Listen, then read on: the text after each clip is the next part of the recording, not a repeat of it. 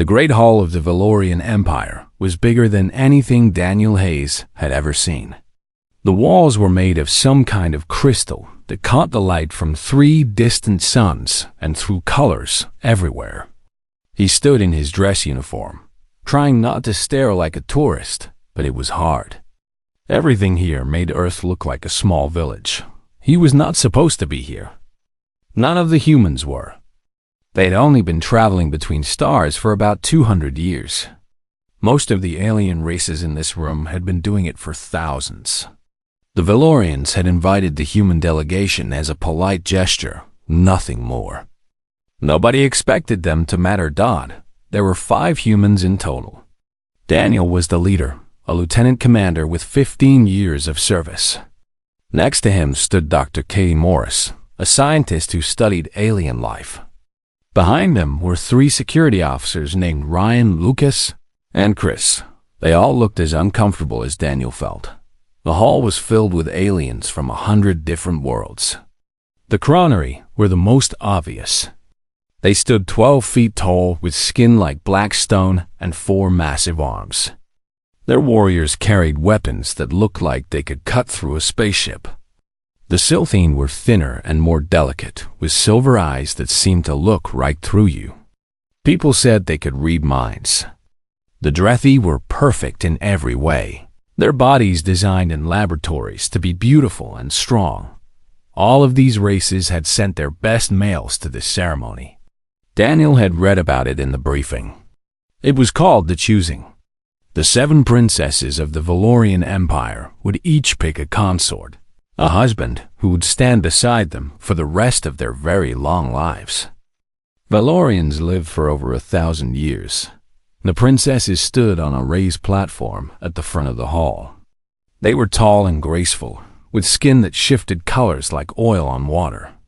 Each one had 4 arms, like all Valorians, and eyes in different shades of purple and blue. The oldest princess, the one who would become empress someday, had eyes the color of deep violet flowers. Her name was Zaravan. Empress Thaliaver sat on a floating throne above the platform. She was ancient by any standard, her face lined with age but her eyes still sharp. When she raised all 4 of her arms, the hall fell silent. "My daughters," she said, her voice carrying to every corner of the massive room, "the time has come. Choose wisely, for your consort shall stand beside you for 1,000 years." The ceremony began. The second princess stepped forward first. She walked slowly past the gathered males, looking at each one carefully. She stopped in front of a Chronari warrior, a giant covered in battle scars. She pointed at him and said, "I choose this one." The warrior bowed his head and followed her back to the platform. The third princess chose a Silthine with silver eyes so bright they seemed to glow. The 4th and 5th princesses picked Drethi males with perfect faces and perfect bodies. The 6th and 7th chose nobles from allied Valorian houses. Then it was Zaravan's turn. The first princess, the heir to the throne, stepped down from the platform. Every delegation in the room straightened up. Every male tried to look his best. The Chronari warriors flexed their muscles. The Silthine let their mental powers flow outward. The Drethi stood in poses designed to show off their engineered beauty. Zaravan walked past them all. She moved through the crowd like she was looking for something specific. She passed the Chronari without a glance. She walked by the Silthine without slowing down. She ignored the Drethi completely. Daniel watched her approach with confusion. She was walking toward the back of the hall, toward the corner where the humans stood. He looked behind him, wondering if there was another delegation. He had not noticed there was nothing behind him but a wall.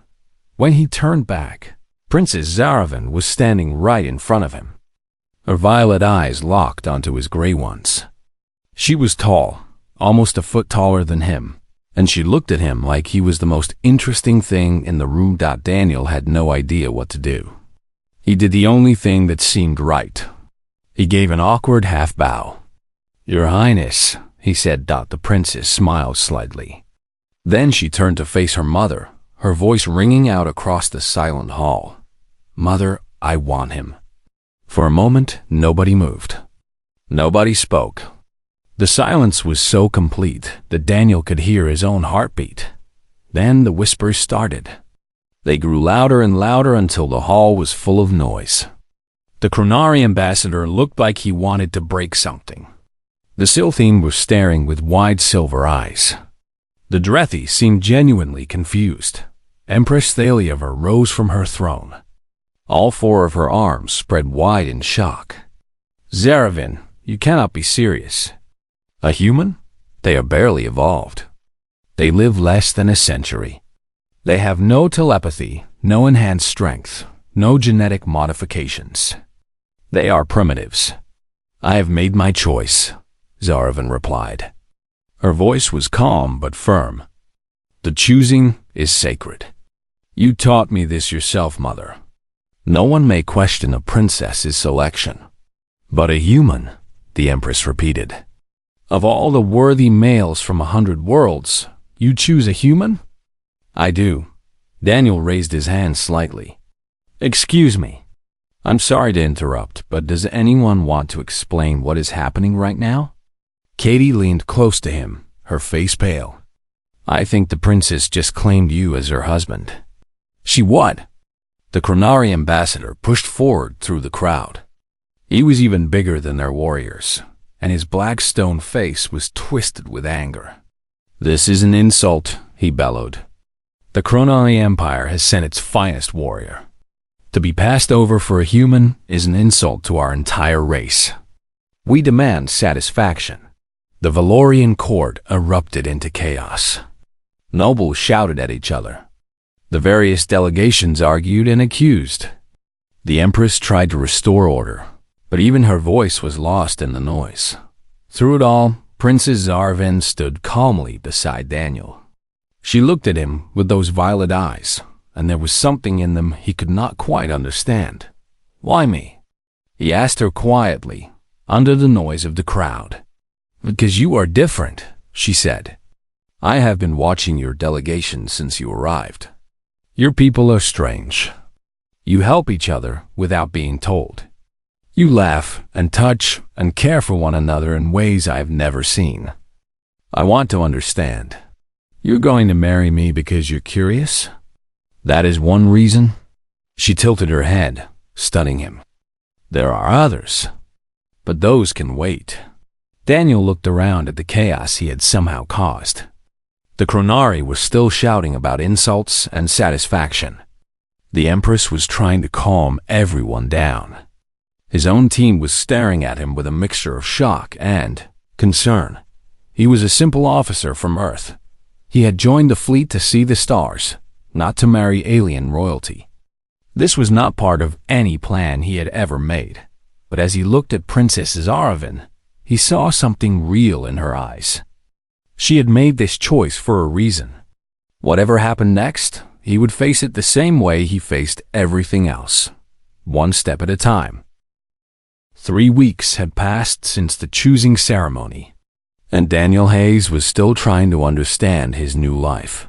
His rooms in the palace were bigger than his entire apartment building back on Earth. The ceilings were so high he could not see them clearly. The bed could fit 20 people. The bathroom had 7 different pools of water, each one a different temperature. There were machines he did not understand, and decorations that probably cost more than his entire year's salary. None of it felt like home. The servants treated him with cold politeness. They did what he asked, but their eyes said what their mouths would not. They thought he did not belong here. They were probably right. Outside his rooms, things were worse.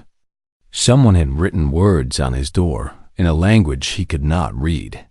Katie told him it meant monkey and primitive, and other things she would not translate. When he walked through the hallways, nobles turned their backs to him.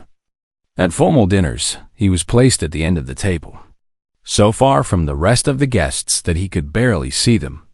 The only good part of each day was when Princess Zaravin came to visit. She came every evening, usually alone, and they would sit together and talk. At first, the conversations were strange and awkward. They came from different worlds in every possible way. But slowly, they began to understand each other. "Tell me about Earth," she said one night, sitting across from him in his enormous sitting room. Daniel thought about his home planet. "It's small," he said, "compared to all this, anyway. One sun, one moon, mostly water. We've been fighting with each other for most of our history. We only stopped long enough to start exploring space." "Fighting each other?" Zaravan seemed confused.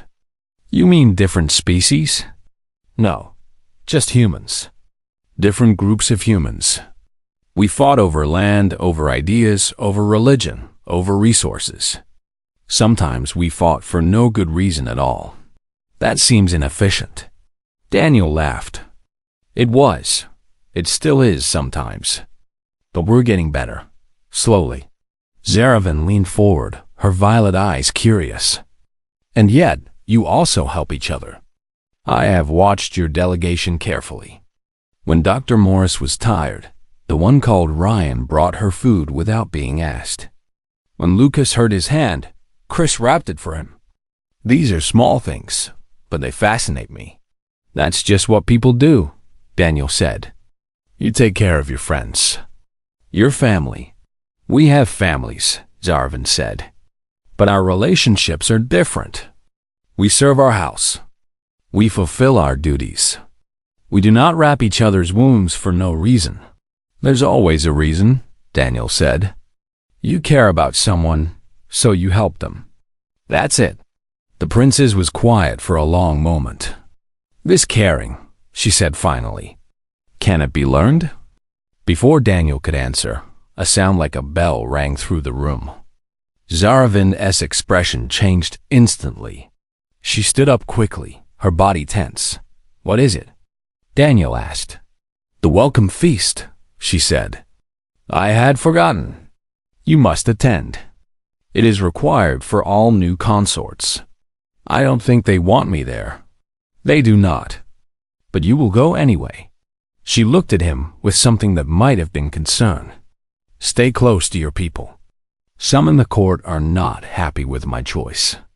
They may try to create problems." The welcome feast was held in a hall almost as large as the one where the choosing had taken place. Long tables stretched in every direction, covered with foods from 100 worlds. Daniel recognized none of it. Some of the dishes seemed to be still moving.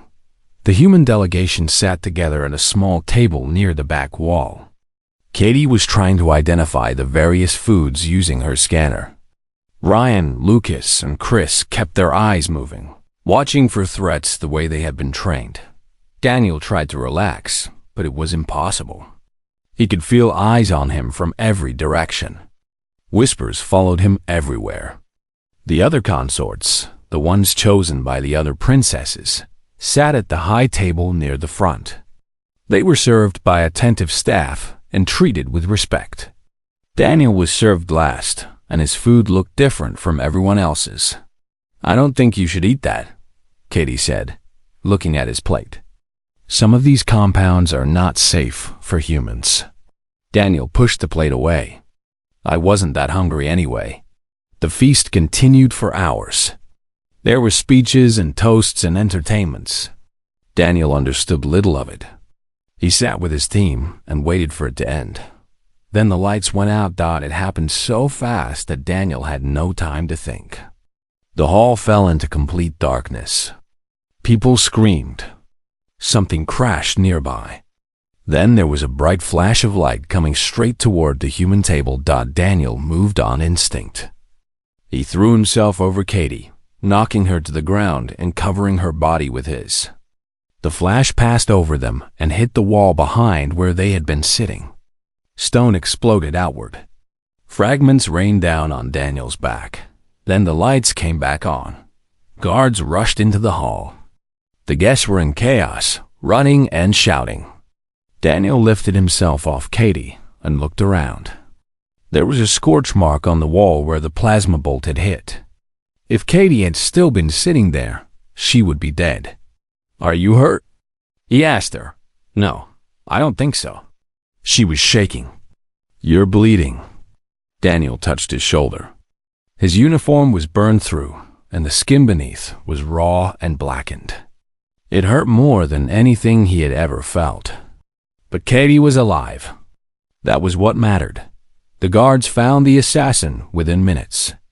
It was his servant, one of the ones who had been serving the human table all night. Under questioning, he admitted that he had been paid by someone who wanted to create problems for the human delegation. He would not say who. Valorian medicine healed Daniel's wound within hours. By the next morning, there was only a faint scar. But the events of the feast had changed something. People who had ignored Daniel before now looked at him differently. Not with acceptance, exactly, but with a new kind of curiosity. That evening, Zaravin came to his rooms as usual. But this time, she did not sit down. She stood in front of him, her violet eyes searching his face. You nearly died, she said. I've had worse days. You threw yourself in front of a weapon to save your friend. You did not hesitate. You did not think about your own safety. She's my responsibility, Daniel said. My crew. That's just what you do. Zaravin shook her head slowly. No, that is not what everyone does. I have been watching the recordings. When the lights went out, the Chronari warriors moved to protect themselves. The Sylphine used their mental powers to create shields around their own bodies. Only you move toward danger to protect another. Katie would have done the same for me. Would she? Yes, any of my team would. That's how we are. The princess was quiet for a long time. When she spoke again, her voice was soft. My people have powers you cannot imagine. We live for 1,000 years. We have technology that makes your ships look like children's toys. But we do not have what you have. What do we have? Love, Zaravin said. True love. The kind that makes you sacrifice without thinking. The kind that puts another person's life above your own. We have duty and obligation and genetic bonding. But this thing you humans call love, we do not have a word for it. She reached out and touched the place where his wound had been. Her fingers were cool against his skin. That is why I chose you, Daniel Hayes. I want to learn. I want to understand. And perhaps, in time, I want to feel what you feel. Before Daniel could respond, another alarm began ringing through the palace. A servant rushed in, her face pale with fear. Your Highness, she said. The Chronari ambassador has demanded satisfaction for the insult at the choosing ceremony. He invokes the ancient rite of Story. Zaravin's face went white. No, what is Story? Daniel asked. The servant looked at him with something like pity. A combat challenge, she said, for the right to claim the princess. If you refuse, you will be executed for cowardice. If you accept, you must fight the Chronari champion in single combat. Fight him how? To the death. Daniel looked at Zaravin. She was trembling. For the first time since he had met her, she looked afraid. He took a deep breath. Well, he said, I guess I better start training. The arena was ancient. It had been built 10,000 years ago for exactly this purpose. And the stone walls still carried the stains of old battles. Seats rose in circles around the sand-covered pit, climbing up and up until they disappeared into the shadows far above. Every seat was full. Daniel Hayes stood at one end of the pit, wearing only the traditional combat tunic. It was thin and offered no protection. The rules were simple. No armor. No weapons except what the challenger provided. No outside help. The fight would end when one person surrendered or died. Across the sand, the Chronari champion waited. His name was Vorthus. He stood 14 feet tall, nearly 3 times Daniel's height. His skin was the same black stone as all Chronari, but his was covered in old scars. Each scar represented a victory. Daniel stopped counting after 50. The giant had 4 massive arms and each one held a different weapon. A warhammer that probably weighed more than Daniel. A curved sword as long as a car. A spiked club. A chain with a heavy ball at the end. In the stands, the Valorian nobles watched with hungry eyes. Most of them expected a quick execution. The human had entertained them with his survival so far, but this was the end. No one escaped the Chronari champion. Empress Thaliaver sat on her floating throne above the arena. Her face showed nothing, but her eyes moved between Daniel and her daughter. Princess Zeravan sat in the royal box, gripping the arms of her seat so hard that the wood was cracking. Her violet eyes were fixed on Daniel. She had tried to stop this. She had argued with the council for days. But the ancient right of Stari could not be denied. The Chronari had claimed insult, and only blood could answer. In the human section, Katie Morris had her hands over her face. She could not watch, but she could not leave either. Ryan stood beside her, his own face grim but steady. "You don't know the commander like I do," he said quietly. "He survived things you wouldn't believe." "He's fighting a giant," Katie whispered. "A giant who has killed 37 opponents in formal challenges. What chance does he have?" Ryan did not answer. But he did not look away from the arena. The arbiter, an ancient Valorian with a voice like thunder, stepped into the center of the pit. "The challenge has been made and accepted," he announced. "Daniel Hayes of Earth faces Vorthas of the Chronari Empire. The combat will continue until one party yields or dies. Let the ancient rite begin." He stepped back. For a moment, nothing happened. Daniel and Vorthas stared at each other across the sand. The giant's eyes burned with contempt. The human's eyes were calm and gray, like a winter sky. Then Vorthas charged. The ground shook with each step. The Chronari raised his warhammer high, aiming for a single crushing blow that would end the fight instantly. The weapon came down like a falling building. Daniel was not there. He had moved sideways, not backward, sliding just outside the arc of the hammer. The weapon smashed into the sand where he had been standing, sending up a spray of stone and dust. Before Vorthas could recover, Daniel struck. 2 quick blows to the knee joint. Not hard enough to do real damage, but enough to hurt. Enough to surprise. Vorthas roared and spun, swinging his sword in a wide arc. Daniel ducked under it and rolled away. He came up running, circling to the giant's left side. The crowd gasped. No one had expected the human to survive the first 10 seconds. The fight was already longer than anyone had predicted, but surviving was not the same as winning. Daniel knew that better than anyone. He was smaller, weaker, and slower in a straight line. Vorthas could kill him with a single solid hit.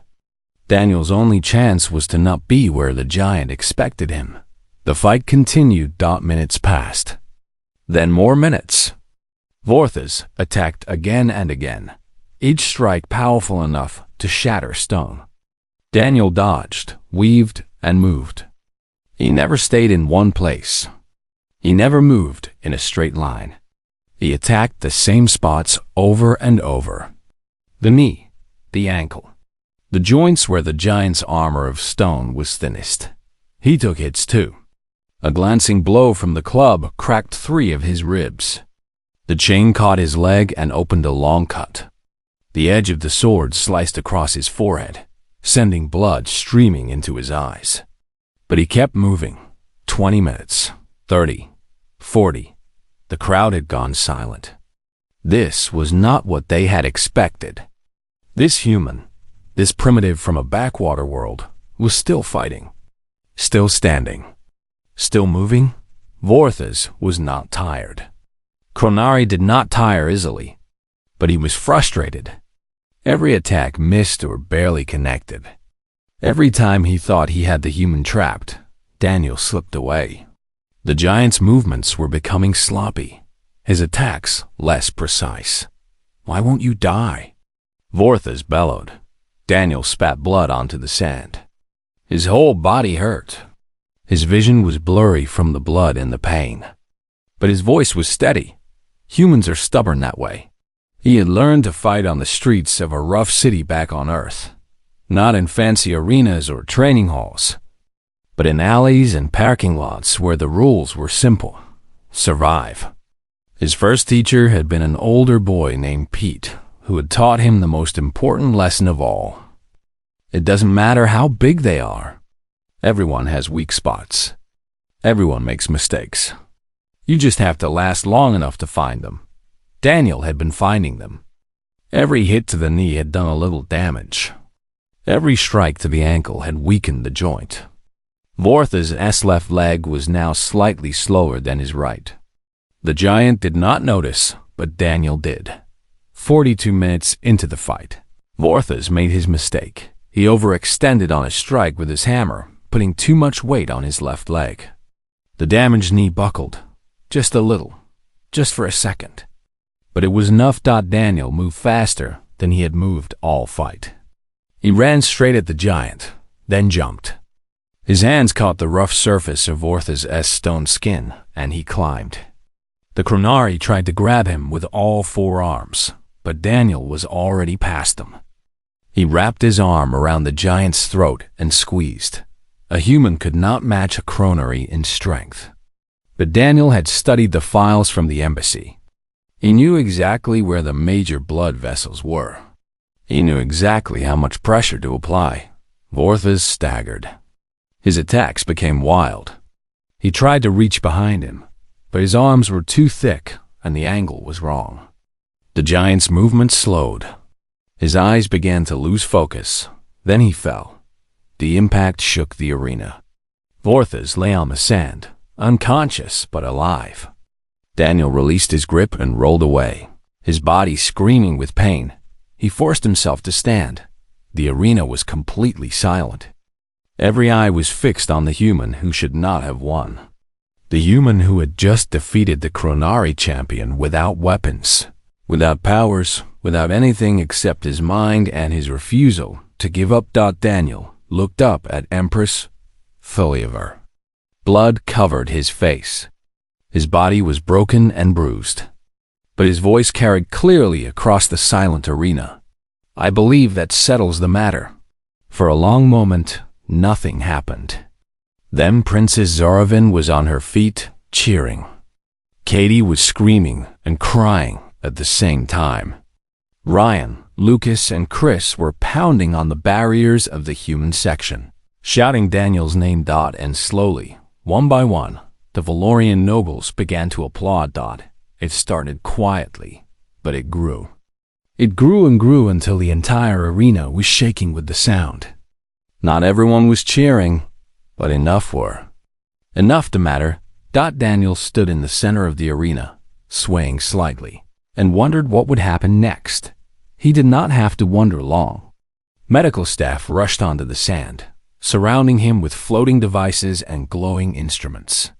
They carried him away, talking in rapid Valorian about his injuries.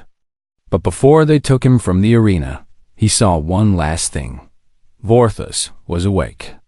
The giant Chronari was sitting up, staring at Daniel with an expression the human could not read. It was not anger. It was not hatred. It was something else entirely. Respect, maybe. Or wonder. Daniel had won. Against all odds, against all expectations, he had won. But as the medical team carried him away, he had a feeling that this was just the beginning. 6 months had passed since the arena fight, and everything was different. Daniel Hayes was no longer the primitive from a backwater world.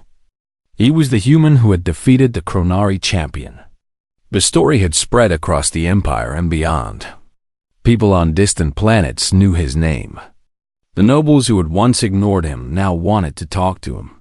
The servants who had written insults on his door now bowed when he passed. He did not like the attention. He had never wanted to be famous. But Zarovin reminded him that fame could be useful, and she was right. It started with small things. One morning, Daniel was walking through the palace when he noticed something strange.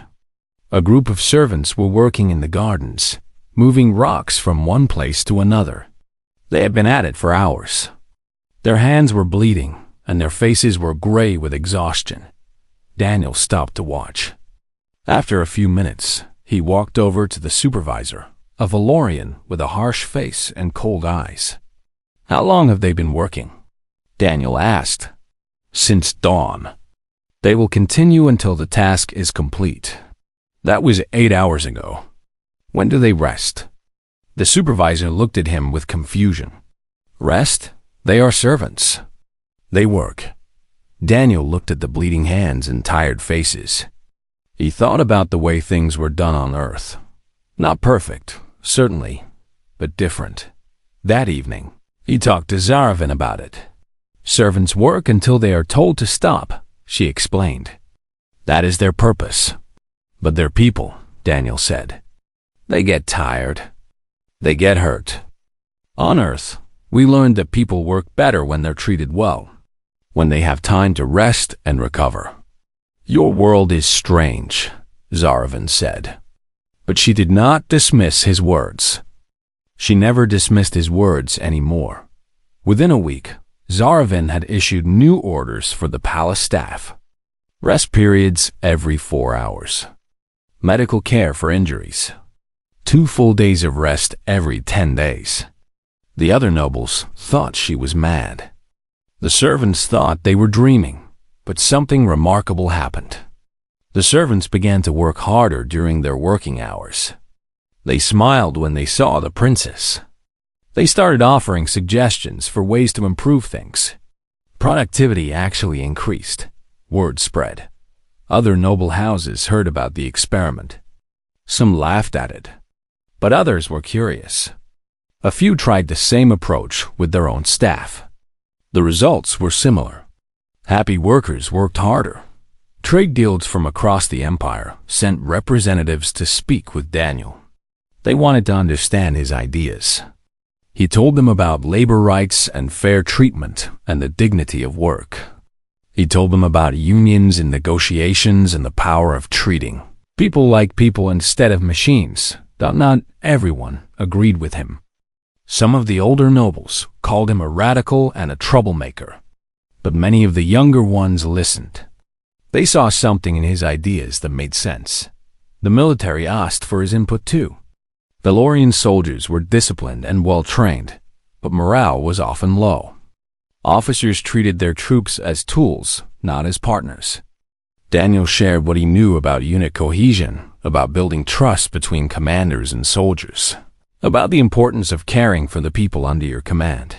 Some commanders rejected his ideas, but others tried them, and the units that adopted his methods began to outperform the others. Not dramatically, but noticeably. Enough to matter. Katie Morris, now the official ambassador from Earth to the Valorian Empire, sent regular reports back to Earth Command. "He's not trying to change anything," she wrote. "He's just being self. Just being human. And somehow, that's changing everything." But the real test came 6 months after the arena fight. Empress Tholiver fell ill. An assassin had managed to poison her food.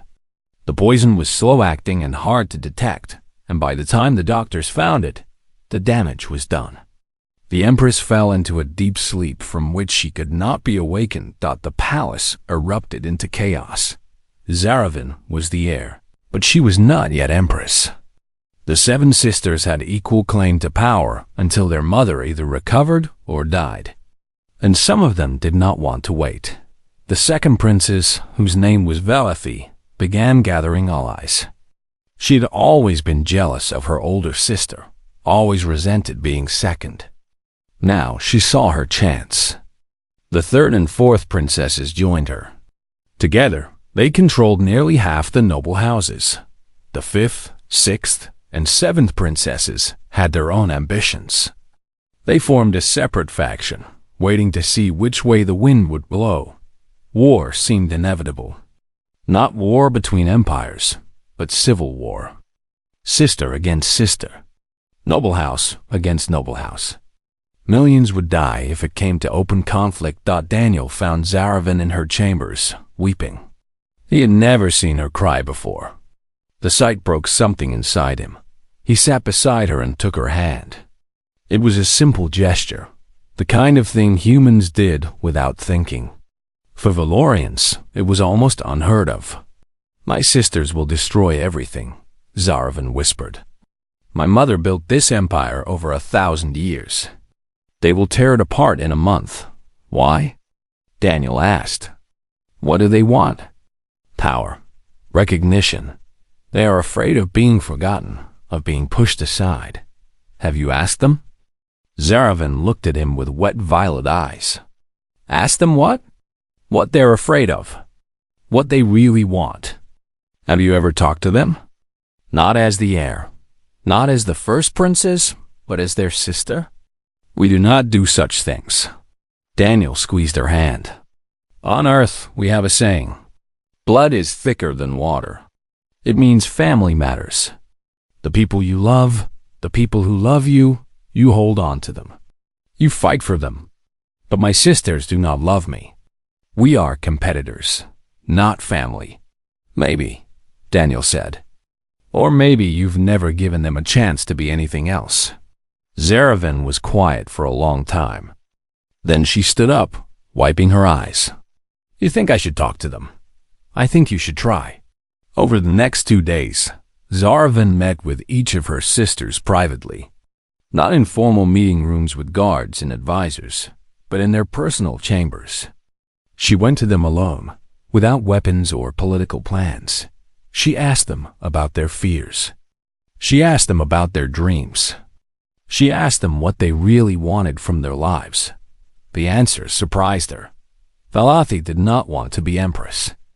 She wanted to be seen.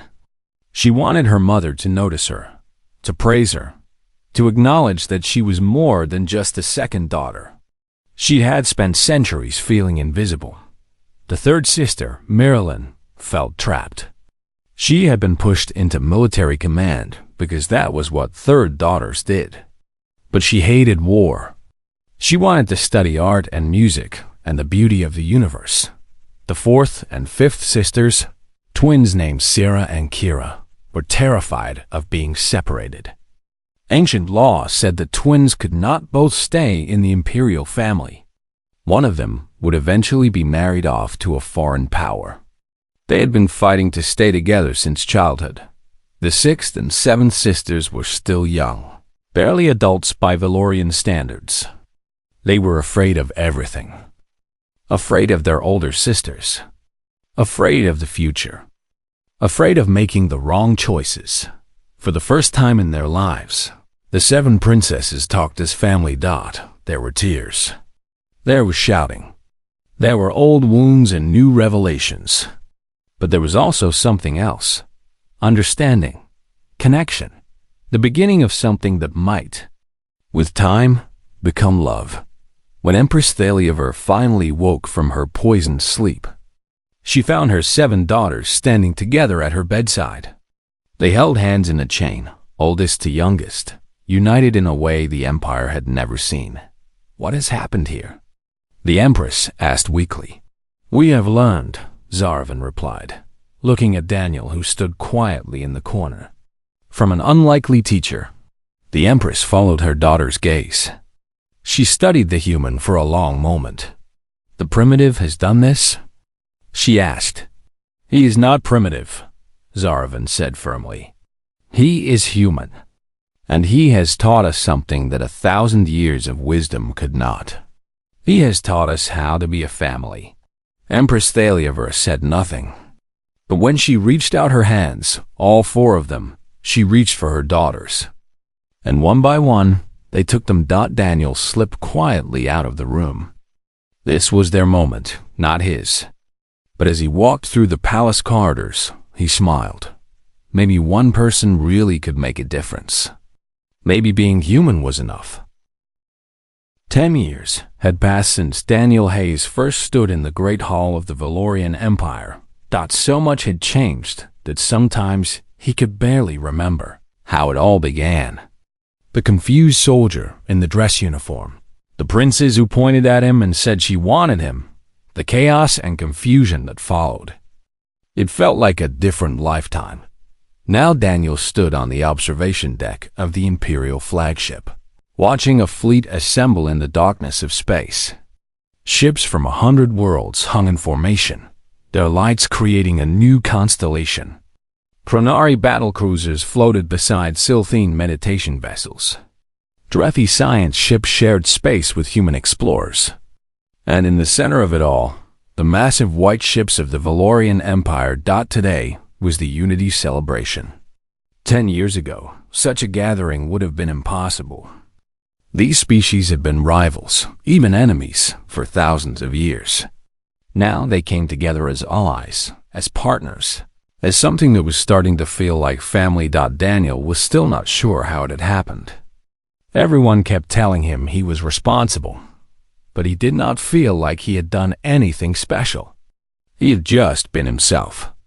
Just been human. The door behind him opened, and two sets of footsteps approached. Zaravin came to stand beside him, her violet eyes reflecting the lights of the gathered fleet. She was co-empress now, ruling alongside her 6 sisters in the first shared monarchy in Valorian history. The transition had not been easy, but it had worked. Each sister led a different aspect of the empire, according to her strengths. Delafi handled diplomacy. Marilyn directed the arts and culture. The twins managed education and family affairs. The youngest 2 were learning, preparing for their own responsibilities. And Zaravin, the eldest, remained the heart of it all. With Daniel at her side, the second set of footsteps belonged to a smaller figure. Maya, their daughter, was 5 years old. She had her mother's violet eyes and her father's stubborn chin. She was clever and curious and asked questions about everything. Maya took Daniel's hand and looked out at the fleet. "Father, why are all the ships here?" Daniel lifted her up so she could see better. "They're celebrating," he said. 10 years ago, all these different peoples decided to work together instead of fighting. Today, we remember that decision. Is it hard to work together? Sometimes. Different people have different ideas about how to do things. But when you listen to each other and try to understand, you can usually find a way. Maya considered this. Like when you and Mother disagree about bedtime? Zaravin laughed, a sound like silver bells. Something like that. A soft chime sounded. Zaravin checked the device on her wrist. The ambassador from the Outer Rim territories has arrived. They wish to discuss joining the Unity Accords. Daniel nodded. "I'll meet with them this afternoon. They specifically requested you." She smiled. "Apparently, your reputation precedes you." This was another thing Daniel had never gotten used to. His reputation. Somehow, over the past 10 years, he had become known across the galaxy as a bridge builder, a peacemaker, a voice of reason. Species who had fought for centuries would sit down together if he asked them to. Old enemies would consider new perspectives if he explained why it mattered. He still did not fully understand why.